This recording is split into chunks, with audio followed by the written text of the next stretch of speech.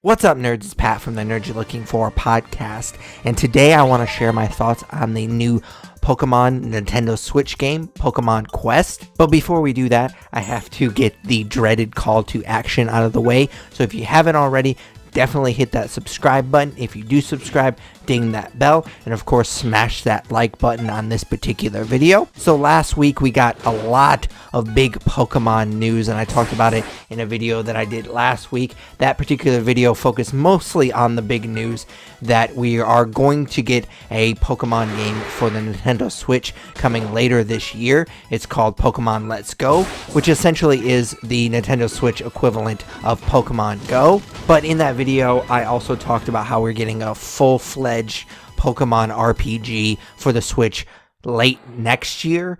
And the third little tiny piece of news that I threw in at the end was that we also got a free-to-play Pokemon game on the Nintendo eShop called Pokemon Quest.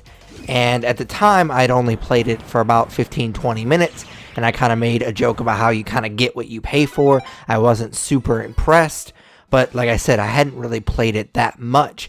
Now that I have, I'm ready to give it a full review. So for those that don't know, Pokemon Quest is a free-to-play game on the Nintendo eShop. And of course, it's a Pokemon game, sort of. I think I mentioned in that video that I referred to earlier, I think I made the joke that it looks like if Minecraft and Pokemon had a baby, that would be Pokemon Quest. Essentially, you're dropped on this island and you have your choice of the usual starter Pokemon. You have Charmander, Squirtle, Eevee, Pikachu, and I'm forgetting one more. Oh man, that's embarrassing. But anyways, you get the idea. You get your choice of those particular starter Pokemon, the usual Gen 1 starters that you always get in these games. And with your team of 3 Pokemon, the goal is to capture each region level by level. Obviously, these regions and levels increase in difficulty as you go along. However, you don't capture new Pokemon like you would in a regular game. You actually have to attract them by cooking different stews. And of course, different ingredients attract different Pokemon. And your current team upgrades a lot differently than you would in a regular game. You actually upgrade by capturing regions and acquiring Power Stones. You can also train using what they call supporting Pokemon. Unfortunately, though, those supporting Pokemon go away. Like, you can't use them after you've trained with them. So you really have to make a pretty difficult choice sometimes about whether or not it's worth training with that particular supporting Pokemon.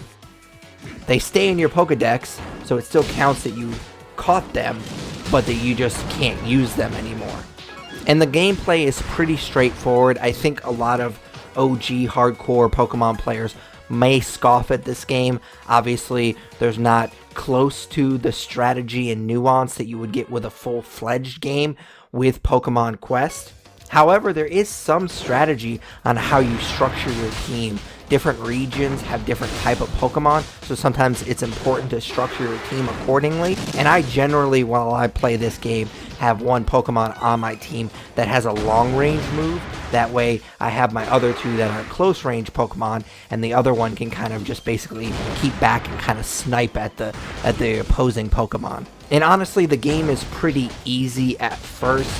However, you will get to a point where you will get stuck unless you get just extremely lucky with some Pokemon that you attract. Chances are you're going to get stuck in this game, but luckily they allow you to replay regions that you've already captured to level up your Pokemon. And I found myself replaying a lot of these regions very, very, very much. Basically, the day that I'm recording this, I think it's Sunday right now, I've basically spent the entire day just replaying stuff to build up my team. And there's actually a feature in this game where you can click this button. It's just an autoplay button, and the game will essentially play itself, which seems silly to have a game just play itself. But when you are replaying all these regions over and over again, there is a grind aspect to this game, and I could definitely see myself getting burnt out of this game if I just had to keep replaying it over and over again. I've probably replayed 50 different regions already just playing this game for 20-30 hours, however time I've put into this game so far. So I feel like I would get burnt out if they didn't have that autoplay feature. So I know that's going to sound silly. I thought it was silly at first. My wife definitely thinks it's really silly that they have this autoplay feature, but it does come in handy. I'm really glad that they put it in there. That being said, I am really surprised at how addicting this game is, considering how simple the gameplay is. I will say that I do have a small nitpick, however. This game is really built to play handheld and not on the dock. So when I first started playing this game, I was playing it strictly handheld, but the way that I have to record the gameplay, I have to play on the dock, and trying to play it with a controller is very frustrating. It's not quite the same experience, so I would definitely suggest, unless you have to play it on the dock, I would suggest definitely playing this handheld.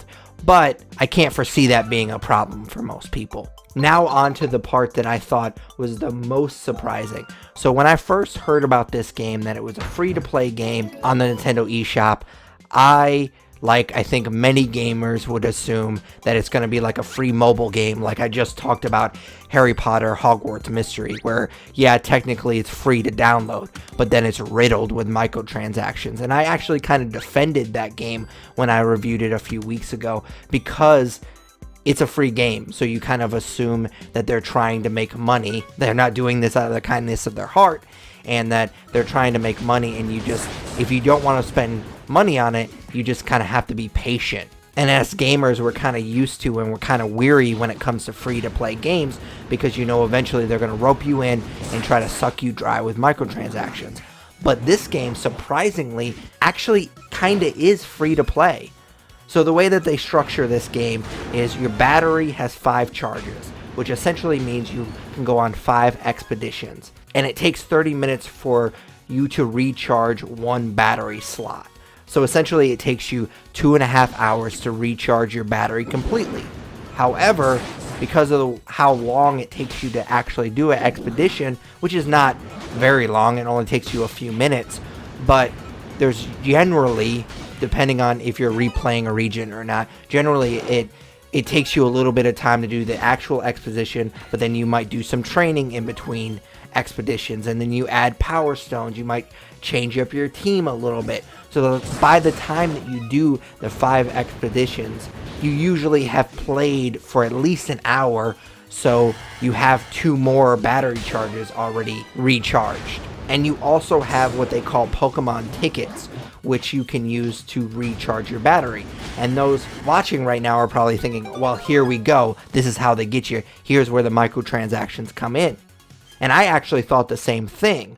However, you actually get 50 free tickets a day. Plus, you can earn them from completing these challenges and quests, which are very, very easy, by the way. They're not something you necessarily have to really go out of your way to complete. It's just, you just play the game and eventually you will get them. And it only costs 25 tickets to recharge your battery completely, which means if you only get the 50 tickets every day, you right there get 2 full battery recharges just by doing that. So it's really not that hard to acquire Pokemon tickets to recharge your battery. And as long as you're smart with how you spend your tickets, because you can spend them on other cosmetic things, you can play this game for a really, really long time. I've basically, other than like eating and sleeping and a few other things, I went and saw a movie today, but for the most part, I've basically been playing this game nonstop, and I've really not had to stop playing it because I had to stop playing it. I've stopped here and there, like I said, to go see a movie or go to bed or whatever, but I haven't been forced by the game to stop playing yet. So it really is free to play, which I was super, super pleasantly surprised by. Now, there is a DLC, but most of the stuff in the DLC is cosmetic, the thing that really helps gameplay, and it's not even crucial to the gameplay, is you can actually, by buying the DLC, you unlock more cooking pots, which help you capture Pokemon quicker.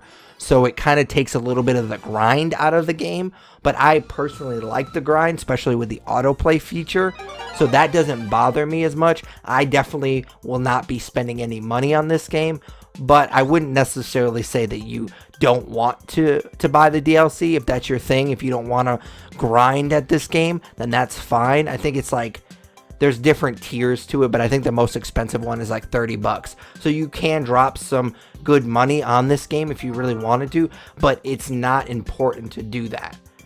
You legitimately can play this game for hours without ever having to spend money on it. So on the podcast, we always, when we review things, give it a star rating, and it's always out of 5 stars. So my star rating for Pokemon Quest would have to be 4 out of 5 stars. It doesn't really come close to capturing the experience of a full-fledged Pokemon game, but there is some strategy, and it's really, really addicting. It might be my favorite legitimate free-to-play game I've ever played in my life. So there it is. That's my review of Pokemon Quest, but of course that's just my humble opinion. If you nerds have a different opinion of this game, let me know in the comments below. And of course, another call to action, if you haven't already, definitely hit that subscribe button, ding that bell, smash that like button. That really helps us out a lot. It tells YouTube to circulate this video more than they normally would, which really helps out a small channel like ours, because we're competing against the big channels, and that like button really, really helps us out. So we really appreciate that. And of course, as always, I'll put all the links to everything else, including the podcast, the nerd you're looking for, in the video description below. For Patrick Kuhn, I am the nerd you're looking for. Take it easy, nerds.